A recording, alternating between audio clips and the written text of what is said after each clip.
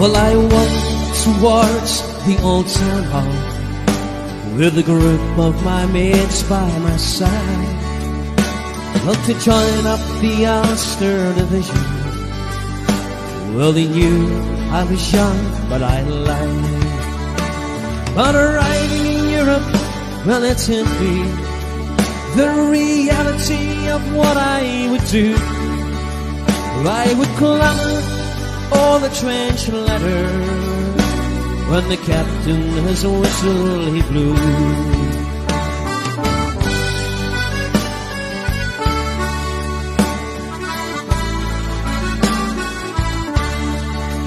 Well, tonight as I lie in my dugouts, well, I'm cold and encased in the mud. Well, I long to be with you, my darling. Well, to hold you and to warm up my blood. We would walk hand in hand through old Belfast, through the streets that I love, Sandy Road.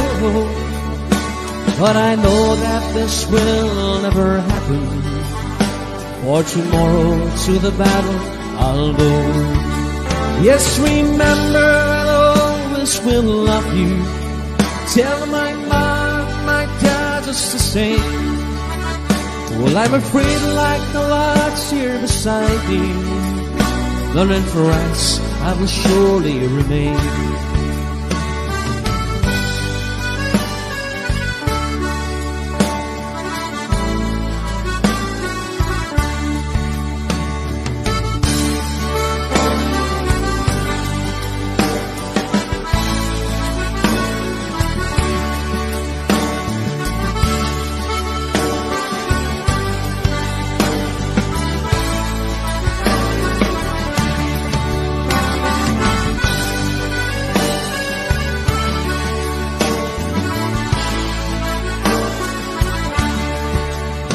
Well, I'll fight and I'll die for old Ulster, for the England and the red, white and blue.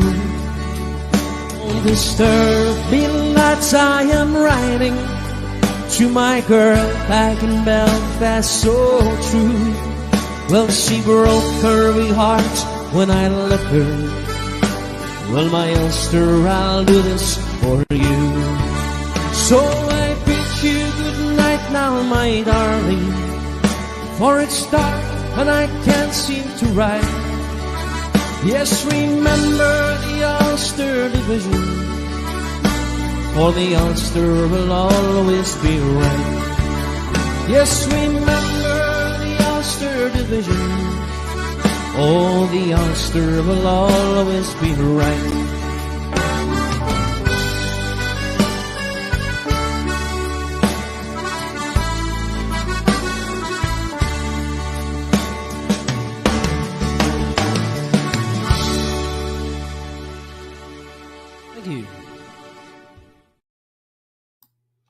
Well, hello and welcome to Restore Live. Restore Live going out on a Sunday afternoon. And what we're here for this evening, or this afternoon, should I say, is to talk about what happened in the Supreme Court in London just a few days ago with reference to the fight against the constitutional changing EU protocol. Now, there was arguments that was being made, and one of the arguments that was being made was that the Act of the Union has been changed, and the Act of the Union is the Union. The Act of the Union is the cornerstone of the Union. And, well, David Trimble would have said at the time of the signing of the Belfast Agreement that the Act of the Union, or the Acts of the Union, is the Union. Now, what does those acts actually put forward for the people of the United Kingdom? Well, what that does is that it provides for rights. It provides for citizens' rights. It provides for trade rights. It provides for everyone being on an equal footing. That's whether you're in England, Scotland, Wales, or Northern Ireland. And if everyone's on an equal footing, well, we are all fully fledged members of the United Kingdom. And what the argument was that the Act of the Union is changed, is not functioning, it isn't active, And why? And that's because in Article 6 of the Act of the Union, when it talks about that there would be no tariffs or bounties or restrictions on unfettered access between England, Scotland, and Wales and Northern Ireland, well, along come the protocol at the early part of last year, and that actually changed the Act of the Union in where that there's now a border in Larne, in Belfast, and in Warrenpoint, restricting trade to the people of Northern Ireland and back the other way to the United Kingdom, or to the rest of the United Kingdom, being England, Scotland, and Wales. So the argument was clear. The argument was very, very strong, and the argument suggested that Northern Ireland are not on the same footing as people in the rest of the United Kingdom.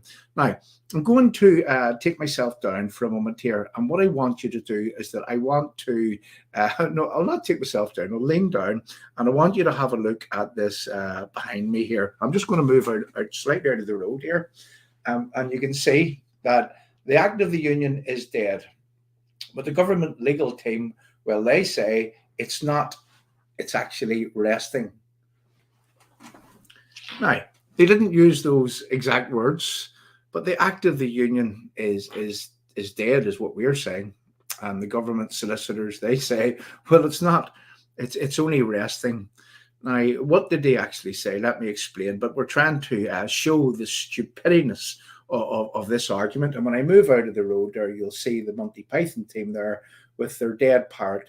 For everyone that's seen that dead parrot sing, the man who bought the parrot, he brought the parrot back to the shopkeeper, and he says, "This parrot's dead." And the shopkeeper says, "No, it's not. It's only resting. It's alive and it's well." Well, you know, that was tantamount to the government's argument this week that the Act of the Union hasn't been changed. It hasn't been changed. It's really, there's wording within that Act of the Union that was changed, that was inconsistent with the protocol and the Withdrawal Act. Now, that's me breaking it down into layman's terms. And the exact word that they used was that the Act of the Union hasn't been repealed. It isn't dead, and it has been disapplied. Just like the man in this picture. This parrot is dead, and the shopkeeper says, "No, it's not. It's only resting."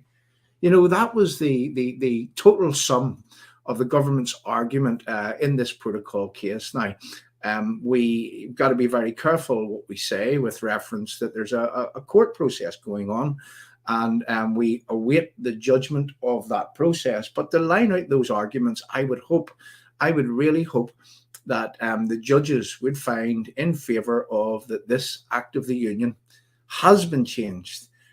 Disapplied, what does that mean? Disapplied means that it's not functioning, that it's not active, that it's decommissioned.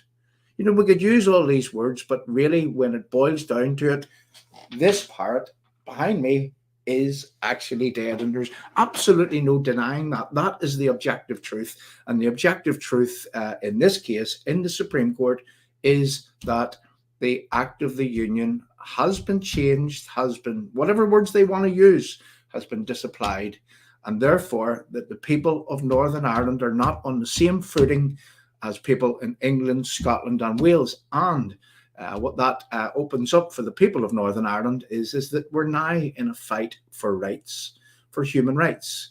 We are now in a fight of our lives to be respected the same way as people in England, Scotland, and Wales, and right around the United Kingdom. We're now in a fight to have the border removed, separating us from people in England, Scotland, and Wales. You know, we're in the fight of our life, and this has to be a rights-based fight.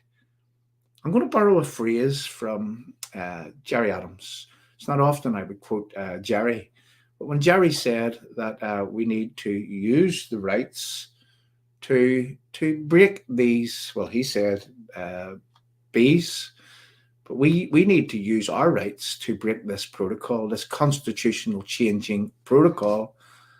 And people, this is about human rights. This is about civil rights. This is about the rights of the people of Northern Ireland. And, well, the fight begins, the real fight begins for us not to be recognised as second-class citizens within our own land. So we just thought that we would bring you that. I mean, I've been silent from we come back from London. We only arrived back on Friday evening. But as I say, fairly tired. The travelling, the up late, the sitting in court, everything else, and the meeting people regularly whilst that we were in London. It all took a wee bit of time. So here we are on Sunday, just explaining what I'm going to say, the stupidness of the argument that is being made that the Act of the Union isn't dead. It's just been disapplied.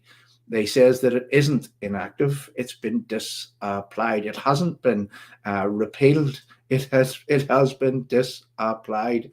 I'm going to say that, well, that's dancing on the head of a pin when it comes down to words. And in the reality, like the dead part just behind us, the Act of the Union is at this moment in time actually dead, which has removed the rights from the people, the unionist people of Northern Ireland. And that's what we need to fight for.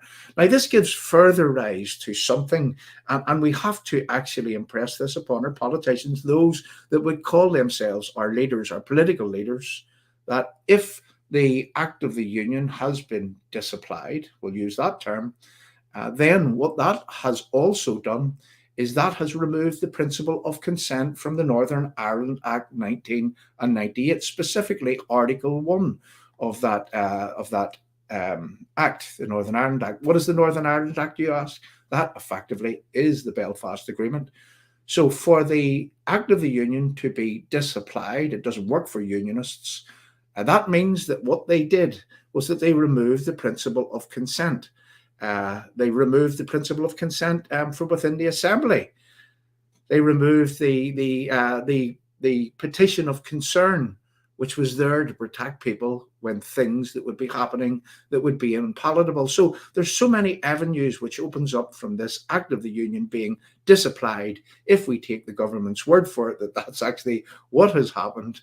Well, here at Restore UK, we deal in objective truth. And the objective truth is today, here in 2022, in December of 2022, this is the objective truth that the Act of Union is dead, which by extension, the Belfast Agreement is also dead because it has been shown not to work for British unionists in Northern Ireland. This is only a short stream. Just really to explain those very, very important points.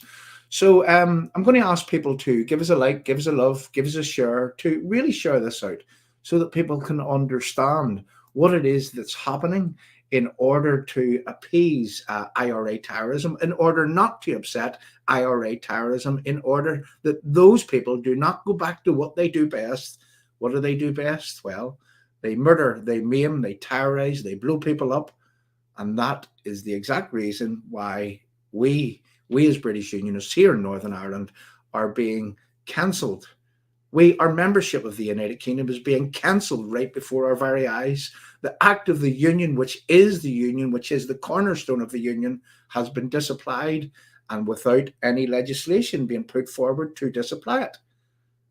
The reason why they use this word disapply is in a way that they can say, well, it can be reapplied again.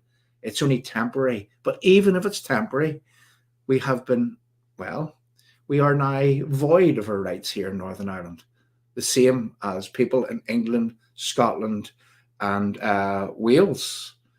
We're void of our rights, the rights that were enshrined within that Act of the Union, specifically in Article 6, when it talked about that there would be no bounties or tariffs, there would be unfettered access for people right around the United Kingdom, that we would be treated exactly the same as any other citizen from within this United Kingdom. And here we have a government trying to dance on words, dance on the head of a pin, and they're trying to say that, well, the Act of the Union isn't dead. People, thanks very much for coming along. We just came to show you, to explain to you what it was that happened in the Supreme Court this week. And I have to say, whenever I sat there and heard from my own ears what this government legal team member was actually putting forward, I have to say that I nearly fell off my seat. And whenever I discussed this with our good friend that was taking the case, to which we were advisors on the case, well, I tapped him on the arm and I says, "Can you believe what you're just hearing?" And, we both shook our heads. So there you go. There's where we stand. If justice is to be done, if justice is seen to be done, I think that our argument is the better argument. We're saying that it has been changed. They are saying that it has been disapplied. Either way, Northern Ireland doesn't have the same rights as England, Scotland, and in Wales. Thank you very much for coming along. Please like this stream. Please leave us a comment in the live chat, and please share this out so that others around the United Kingdom can understand what is happening before your very eyes.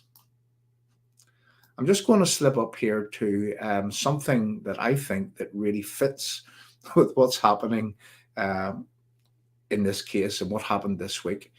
And what we're looking for here is that it's a little poem that was written by Jim Verner, and I would have added to the end of the poem. And I want people to listen to these words, and I want you to ponder, as you listen to this stream, I want you to ponder, was the Belfast Agreement really a disguise? Was it built for appeasement, swindle, and lies? Is the peace a farce?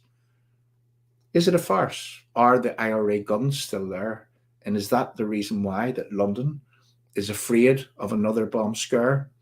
People, thanks very much for coming along, and we'll speak to you all again very soon.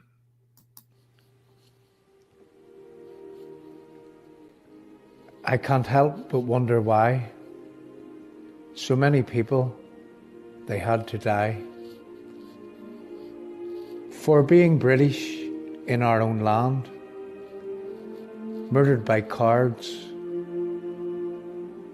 with their evil hand. The IRA crept back to their bed after leaving so many people dead.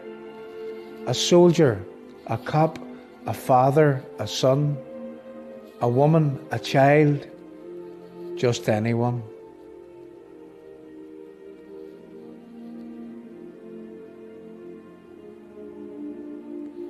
But the Unionist people, they did not lie down, fought and defended the Red Hand and the Crown. We stood proud, ready and able. The IRA cried to come to the table. The Belfast Agreement, it was a disguise. It was built for appeasement, swindle and lies. The peace is a farce, the guns are still there, and London's afraid of another bomb scare. Appeasement after appeasement, day after day, provosts in government still getting their way, and our two big parties, well, what can I say? They are sitting in Stormont with the IRA, not listening to the people who put them in place. They ask for support, then they lie to your face. A united Unionist party, some say we need, but there's too much corruption, lies and greed. I can't help but wonder why so many people, they had to die for being British in our own land. You can never shake a terrorist's hand. Think of our country, the Red Hand and the Crown. Listen to the people, stop letting us down. Our leaders have blown the chance to make things right. The whole of unionism, I mean the people, we must unite. So we reach out again with offer of partnership. No time for politicians hell-bent on dictatorship. No puppets, no lackeys, our people deserve better. We will not be sucked in with promises in letter. Meaningful and proactive is the only game in town. We long for a day when politicians stop letting us down. You have one more chance at putting things right. But this time we demand that you stick to the fight. A roadmap must be drawn, agreed by everyone. No hierarchy, no pulling rank is exactly what must be done. An army of people must be put together with weapons of words, which will remain and abide forever.